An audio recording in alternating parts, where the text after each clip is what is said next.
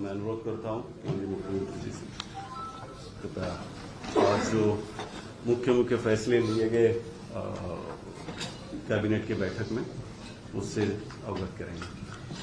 Thank you सभी पत्रकार एवं सरकार मित्रों का। आज कैबिनेट में जो महत्वपूर्ण फैसले लिए गए हैं उसमें हमारे जो पानीपत में टेक्सटाइल इंडस्ट्री, पानीपत में जब हम बजट पूर्व चर्चा करने के लिए वहां गए थे तो वहां पर जो हमारे टेक्सटाइल इंडस्ट्री के एसोसिएशन के लोग थे उन्होंने कुछ सुझाव हमें दिए थे। उन सुझावों को मानते हुए आज हमने कैबिनेट में फैसला किया है कि बैठक में जो हरियाणा आत्मनिर्भर टेक्सटाइल पॉलिसी 2022-25 की अवधि को अब हमने बढ़ा करके, क्योंकि समापन की ओर जा रही थी, 18 दिसंबर 2026 तक उसको कर दिया है, 1 साल के लिए, और उसको एक्सटेंड किया है। साथ ही कैपिटल इन्वेस्टमेंट सब्सिडी योजना के तहत जो प्रोजेक्ट मंजूर किए थे उनकी जो संख्या पर कैपिंग थी कि इतने प्रोजेक्ट के बाद आप उसको कर सकते हैं, उस कैप को भी आज हमने हटाया है। इस नीति में पहले यह प्रावधान था कि केवल 86 प्रोजेक्टों को ही मंजूरी दी जा सकती थी। अब ये कैप हटने से इसको ओपन कर दिया है, इसकी सीमा को हटा दिया है। अब इसके ऊपर कोई दिक्कत नहीं है, क्योंकि कृषि के बाद टेक्सटाइल उद्योग दूसरा सबसे बड़ा उद्योग है जिसमें सबसे ज्यादा रोजगार मिलता है। हमने हरियाणा में फरीदाबाद और सोनीपत में जो हमारे टेक्सटाइल इंडस्ट्री, कपड़ा उद्योग हैं, को विकसित करने पर भी हम विशेष ध्यान दे रहे हैं। हरियाणा की यह कपड़ा नीति देश के यशस्वी प्रधानमंत्री आदरणीय नरेंद्र मोदी जी के 5F vision, farm, fibre, factory, fashion और फॉरेन पर ये आधारित है।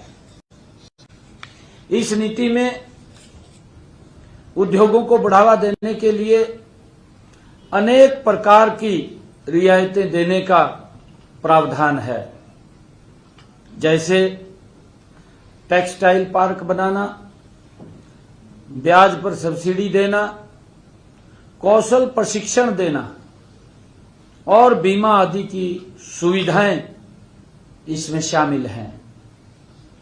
इस योजना में अब तक 108 प्रोजेक्टों को मंजूरी दी गई है और लगभग 1800 करोड़ रुपए का निवेश भी हुआ है और 10,000 से अधिक युवाओं को रोजगार भी मिला है। इसके अतिरिक्त 2700 करोड़ रुपए का निवेश होगा और जिसमें लगभग 20,000 से अधिक युवाओं को रोजगार के अवसर भी पैदा होंगे। हमने आज कैबिनेट की बैठक में कल ही जो हम व्यापारियों के लिए one time OTS, one time settlement scheme को लेकर के आए थे, जिसको कल मैंने कुरुक्षेत्र में लॉन्च किया है, उसमें कुछ सुझाव हमारे पास आए थे उस स्कीम को लाभ हमारा व्यापारी उठा सके, उन सुझावों को हमने इसके अंदर शामिल किया है। इस कैबिनेट के अंदर यह योजना हमने 23 जनवरी को पिछली मंत्रिमंडल की बैठक में मंजूरी दी गई थी, लेकिन जो हमें मिले हैं इसके बाद इन सुझावों को हमने शामिल किया है और संशोधित करके आज उनको मंजूरी दी है। यह योजना हमारे संकल्प पत्र में भी, जो भाजपा ने संकल्प पत्र निकाला था अभी विधानसभा चुनाव में, संकल्प पत्र में भी दिए गए वायदों के अनुसार लाई गई है। क्योंकि हमने संकल्प पत्र में भी कहा था, उसमें भी हमने कुछ इसमें अमेंडमेंट किया है, शामिल किया है। नई योजना से हमारे छोटे करदाताओं को लाभ मिलेगा। इस योजना के तहत 10 लाख रुपए तक के बकाया टैक्स पर 1 लाख रुपए की छूट मिलेगी और उसका पूरा का पूरा ब्याज और पेनल्टी, वो जुर्माने की, वो सब उसकी पूरी की पूरी माफ होगी, उससे छूट मिलेगी। यह योजना जो लॉन्च हुई है, हमारे व्यापारी भाई इसका लाभ उठाएं, इसके लिए हमने 180 दिन का समय रखा है कि वो अप्लाई करें और उसका लाभ उठाएं, इसके साथ जुड़े। हमने जो निकायों में, नगर निकायों में ए, बी, सी और डी के तहत पदों का वर्गीकरण को भी आज इस मंत्रिमंडल में बैठक में हमने मंजूरी दी है। बैठक में सरकारी विभागों की तर्ज पर जो नगर निकायों में ग्रुप ए, बी, सी और डी के पदों को जो वर्गीकरण की मंजूरी दी गई है, उसमें ग्रुप ए और बी के बराबर के सभी पद अब हरियाणा लोक सेवा आयोग HPSC के माध्यम से भरे जाएंगे। आज उसको मंजूरी दी है। जबकि ग्रुप सी और डी के पद हरियाणा स्टाफ सिलेक्शन कमीशन के माध्यम से भरे जाएंगे। इस निर्णय से निकायों के कर्मचारियों को अन्य सरकारी विभागों के कर्मचारियों की तरह अनेक लाभ मिलेंगे, जिनमें पदोन्नति में आरक्षण शामिल है। वर्तमान में राज्य में नगर निकायों, जिनमें 11 नगर निगम और 23 नगर परिषद, 53 नगर पालिकाएं शामिल हैं, में 31,533 पद स्वीकृत हैं। इससे योग्य कर्मचारियों की भर्ती होगी और नगर निकायों की सेवा गुणवत्ता में सुधार होगा। कैबिनेट की बैठक में यह भी निर्णय लिया गया है कि हमारा प्रदेश, ये हरियाणा कृषि प्रधान प्रदेश है। कहावत भी है कि हमारा हरियाणा जहां दूध दही का खाना। मिल्क प्लांट मालिक को पिछले दिनों मुझे मिले थे, उनके ऊपर उनकी एसोसिएशन के लोग, मिल्क प्लांट के मालिक, जो दूध के ऊपर सेस के भुगतान में देरी होने पर 2% का चक्रवृद्धि ब्याज प्रति माह की दर से, यानी कि 24% जुर्माना लगता था, वो पिछले दिनों मिले थे। उन्होंने इस बारे में चर्चा की थी कि ये सेस चक्रवृद्धि ब्याज पर नहीं लगना चाहिए। आज कैबिनेट में उसको भी मंजूरी दी गई है और उन्होंने जो अनुरोध किया था को मानते हुए हमने ये निर्णय लिया है कि अब दूध के सेस के भुगतान में देरी होने पर जुर्माने की राशि पर 12% की दर से साधारण ब्याज लगेगा। ये निर्णय उसके अंदर किया है ताकि उनको एक बड़ी राहत इसके अंदर मिली है। इसके लिए आज की बैठक में हरियाणा मुर्रा भैंस एवं अन्य दुधारू पशु नस्ल नियम 2002 में संशोधन को मंजूरी आज कैबिनेट ने दी है।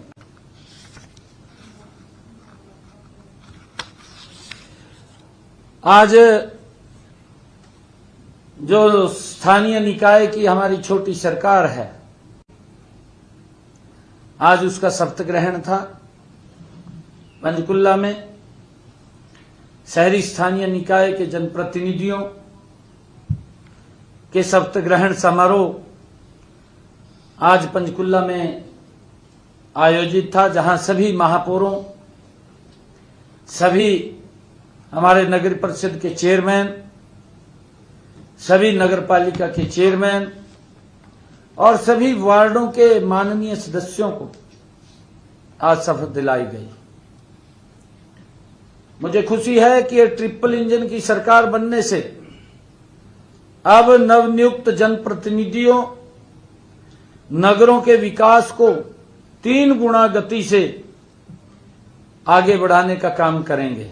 हम मिलकर के काम करेंगे। आज उसी समारोह में सभी निकायों को स्टेट फाइनेंस कमीशन के तहत विकास कार्यों के लिए 587 करोड़ रुपए भी सभी स्थानीय निकायों को जारी किया गया है।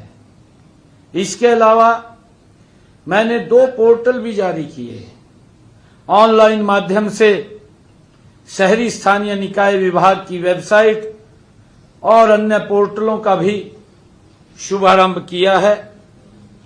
हमारी सरकार ने गत 17 मार्च को जो हमने बजट प्रस्तुत किया 2025-26 में स्थानीय सरकारों को अधिक स्वतंत्रता देने की बात उसमें मैंने कही है कि वो अपने स्तर पर आमदनी के नए तरीके और व्यवस्था बनाने की पहल करें, खोजें। ये भी हमने इसमें निर्णय किया है। हमारी सरकार ने नगर निगम के मेयर का मानदेय बढ़ाकर 30,000 रुपए किया है।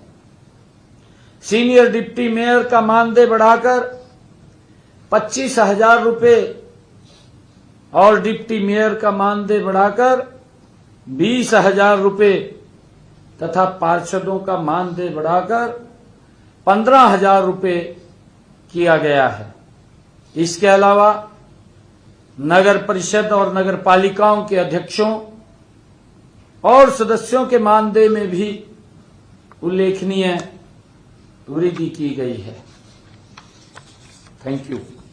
आप साथियों को कोई सवाल? सर जो दूध पर सेस जो भुगतान जिस तरीके से आपने बताया कि 12% कितना लगता था सर पहले, जो जुर्माना राशि थी कितनी लगती थी और कितना घटाया गया? नहीं, देखिए उसके अंदर 2% कंपाउंड था, चक्रवृद्धि ब्याज लगता था। मैंने बताया कि वो ब्याज के ऊपर ब्याज लगता था और वो मुझे आकर के मिले कि इससे हमें राहत मिलनी चाहिए।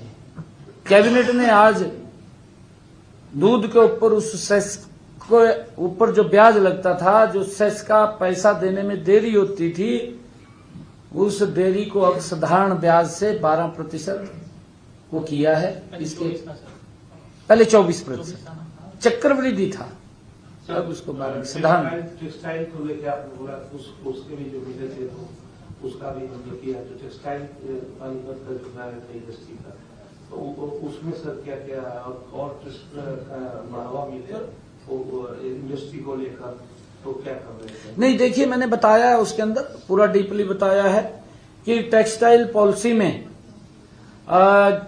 उसकी लिमिट खत्म हो रही थी, उसको 1 साल के लिए बढ़ाया है।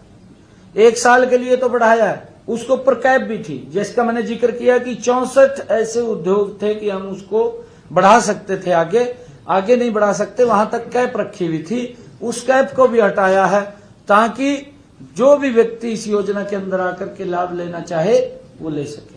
सर एक अलग सवाल है कि गेहूं की खरीद शुरू होने वाली है, खरीद की फसलों की, चाहे चने की बात, सरसों की बात, 1 अप्रैल शुरू हो जाएगी, उसके लिए क्या तैयारी सर मंडियों में की गई है? कल आपने बैठक भी ली थी सर? हाँ, कल हमने बैठक ली थी और उसकी पूर्ण तैयारी लगभग 75 लाख मीट्रिक टन अवाक आने की संभावना है।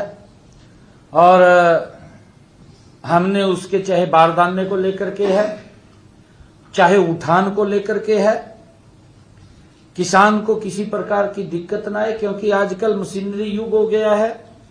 मशीनरी युग में हमने अधिकारियों को ये भी कहा है, क्योंकि एक जमाना था, उस जमाने के अंदर फसल 1 महीने से लेकर के 1.5 महीने तक मंडी में आती रहती थी, धीरे धीरे करके दबाव नहीं पड़ता था। परंतु मशीनी युग में एकदम दबाव पड़ता है। दबाव क्योंकि 10 दिन का सीजन रह जाता है, 15 दिन का कंपाइन से काट करके तुरंत मंडी में झाड़ देते हैं, तो वो प्रशासन हमारे अधिकारियों पे भी दबाव रहता है, आड़तियों पे भी दबाव रहता है, किसान पे भी, क्योंकि उसको जल्दी होती है, अभी जल्दी जब वो काट लेता है उसको मंडी में पहुंचाए। हमने अधिकारियों को उसको लेकर के भी कहा कि इसकी तरफ भी हमें सोचना चाहिए कि हम जो सीजन पहले 1.5 महीने चलता था, वो 15 दिन चलता है, कि हम कैसे उसको काबू पाएं, कैसे कंट्रोल करें, उसकी तरफ भी हमने ध्यान किया है। और हमने ये भी कहा है कि किसानों को जो ही गेट पास वो उसका जे फार्म कटेगा, उठान होगा, तुरंत उसके खाते में पैसे आ जाएंगे, 48 घंटे में उसके खाते में किसान का सीधा पैसा आएगा। उठान को लेकर भी कोई दिशा निर्देश दिए? हाँ, उठान को लेकर के दिए हैं। उठान को लेकर के एक पॉलिसी भी हमने बनाई है। और हमने ये कहा है कि मेरे को ट्रांसपोर्टर मिले थे, ट्रांसपोर्टरों को ये था कि हमारे ऊपर जुर्माना लगा देते हैं, अनलोड नहीं होता, 2 दिन हम खड़े रहते हैं। हमने कहा है अधिकारियों को इस बात को सुनिश्चित करें कि अगर जितना समय उसका फालतू अनलोडिंग में लगता है, उस समय को भी ध्यान में रखें। सीएम साहब, पंजाब के जो सरपंच हैं वो आपसे आकर के मिले और कहीं ना कहीं वो भी आपकी नायब मुस्कान के दीवाने होते हुए नजर आए, क्योंकि बाद में वो बाइट देते हुए नजर आए कि हमारे सीएम तो मिलते ही नहीं। तो कहीं ना कहीं ये 2027 की तैयारी अभी से ही शुरू तो नहीं होगी कि पंजाब के सरपंच भी आकर के आपसे मिलने लगे हैं और आप भी उनके कामों को प्राथमिकता दे करके? नहीं, मेरे को पंजाब के बहुत लोग आकर के मिलते हैं, ऐसा नहीं है, काफी मिलते रहते हैं। वो मुझे आमंत्रित करने के लिए आए थे, मैंने उनका धन्यवाद किया है, उनको चाय पिलाए। 15-20 लोग सरपंच थे और यंग सरपंच थे। सरपंचों ने कहा कि हम आपके एक कार्यक्रम मल्टीपल कार्यक्रम कराएंगे, ये सरपंचों ने कहा है। लोगों का आज यूथ का पंजाब के अंदर भी बड़ा रुझान बन रहा है कि मोदी जी के साथ हमें चलने में लाभ है, प्रदेश को लाभ है, पंजाब के किसान को भी मोदी जी के साथ चलने में लाभ है, ये जान रहे हैं लोग। क्योंकि जो भी सरकारें पंजाब के अंदर बनी हैं, चाहे कांग्रेस की बनी है या आम आदमी की आई है, खाली लॉलीपॉप देते हैं। और लॉलीपॉप दे करके उस टाइम तो जब चुनाव होता है सजे बाग दिखा देते हैं, ये कर देंगे वो कर देंगे, कराना कुरना कुछ भी नहीं। लोग देखते रहते हैं, भाई ये बोल का तो गया था, करे कुछ नहीं। अब लोग आहत हो गए हैं, कांग्रेस से भी आहत है, आम आदमी से भी आहत है, और अब वो कमल के फूल की तरफ बढ़ रहे हैं। कहीं ना कहीं आपको वो रोल मॉडल मान रहे हैं, क्योंकि पंजाब के सीएम तो उनसे मिल नहीं रहे, इसलिए लगातार आप ना रोल मॉडल मोदी जी को मान रहे हैं, मोदी जी के नेतृत्व के अंदर। क्योंकि आज देश का जन जन मोदी जी की नीतियों से प्रभावित है और मोदी जी ने गजब के काम किए हैं। आप देख रहे हैं 10 वर्षों के अंदर, जो पिछला 10 वर्षों का कार्यकाल है, देश को बदला है, दुनिया के अंदर भारत का सम्मान ऊंचा किया है। ये अगर कोई व्यक्ति कर सकता है, ये का ऐसा देखिए, सब प्रधानमंत्रियों ने काम किए हैं। मैं किसी के बारे में क्रिटिसाइज नहीं कर रहा हूं, मेरे लिए हर प्रधानमंत्री सम्मानित है। और उसने अपने समय के अंदर अपनी अपेक्षा के अनुसार काम किए हैं। परंतु मोदी जी ने जो देश को एक दिशा दी है, अतुलनीय है, उसकी कोई तुलना नहीं की जा सकती। एक ऐसी दिशा नरेंद्र मोदी जी ने भारत को दी है। आज भारत आत्मनिर्भरता की ओर गति से बढ़ रहा है, विकसित भारत की तरफ बढ़ रहा है। 2027 में पंजाब जाएगा बीजेपी के साथ? बिल्कुल जाएगा। सैनी साहब, मोदी जी ने दिशा दी है और आपने सर हरियाणा को एक दिशा दी है। देश की पहली ट्रिपल इंजन सरकार हरियाणा में ये मोदी जी ने दिया, दशा मैंने नहीं दी है। ये क्या कमाल कर रहे हैं, ये मोदी जी देने वाले हैं। ये तीसरी जो मेरे को तो जिम्मेवारी सौंपी है। जी तो सर सर आप तो पंजाब विधानसभा भी आज जाकर आगे थे। विधानसभा देखी सर आपने। हाँ, आज हमारे माननीय अध्यक्ष जी ने कहा कि पंजाब की विधानसभा में जाना है, उनका निमंत्रण हमारे अध्यक्ष जी के पास, तो मैं भी चला गया, देख करके आते हैं, क्योंकि हमारे बड़ा भाई है। और देखिए, एक परिवार के सदस्य हैं, एक ही छत के नीचे रह रहे हैं, एक ही छत के नीचे रह रहे हैं, दीवार है बीच में, अलग हो गए हैं, कोई बात नहीं, बड़े भाई हैं। जरूर हरियाणा के बारे में सोचेंगे, पानी देंगे वो पीने। उनको भी न्योता दे के आए, उनको भी न्योता दे के आए। हाँ, हरियाणा के हम न्योता दे करके आए। बड़े भाई से कुछ मांगा भी सर, आज मांगा भी बड़े भाई से। भाई जी, तो आप छोटे भाई कुछ मांगा भी? नहीं, आज हम कार्रवाई देखने के लिए गए थे।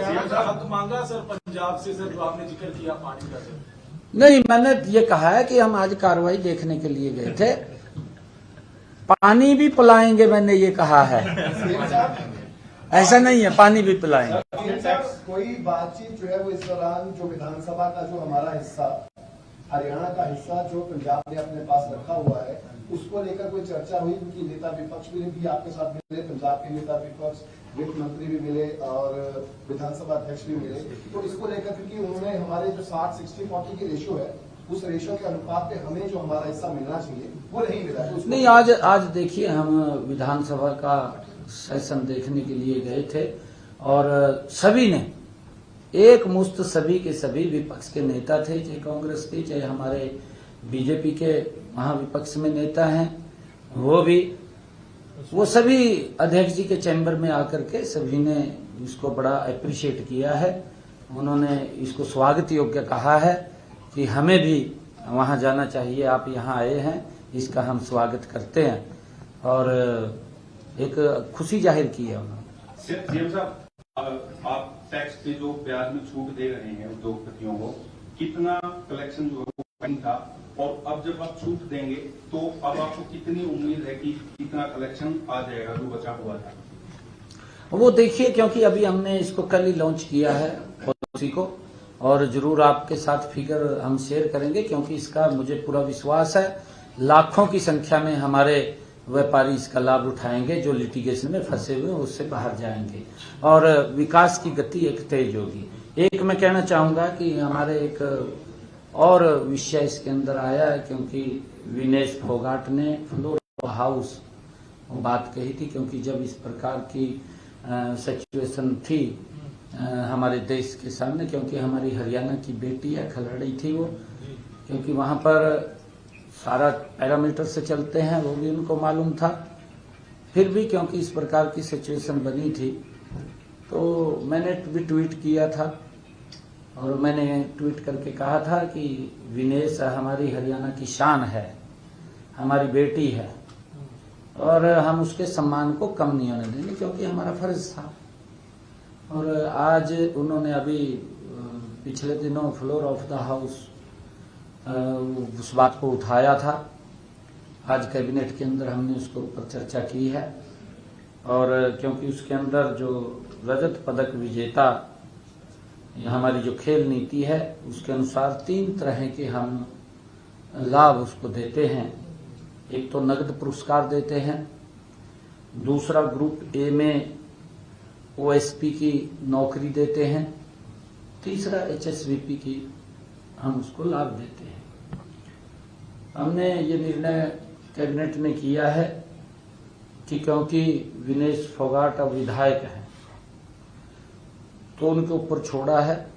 हमने कहा है कि उनसे जानकारी जरूर लें कि वो इनमें से तीनों में से क्या क्या लेना चाहते हैं, उसके ऊपर विचार करके बताएं। क्योंकि विनेश हमारी शान है, हमारी बेटी है, क्योंकि वो पॉलिसी से बाहर था, परंतु उसको हम दे नहीं सकते क्योंकि स्पेशल केस के अंदर उसको कंसीडर किया, स्पेशल केस में, क्योंकि उस समय सिचुएशन हमारे सामने बड़ी भयानक खड़ी हुई थी और उस सिचुएशन को हमने कंट्रोल करने के लिए मुझे भी, क्योंकि मन के अंदर इस प्रकार की पीड़ा थी कि मैंने ट्वीट किया था और वो ट्वीट किया था कि हम बेटी के सम्मान को कम नहीं होने देंगे, क्योंकि अगर वहाँ के जो नियम हैं, जो वहाँ का उनका प्रोसीजर है, उस प्रोसीजर के तहत वो बाहर हुई थी।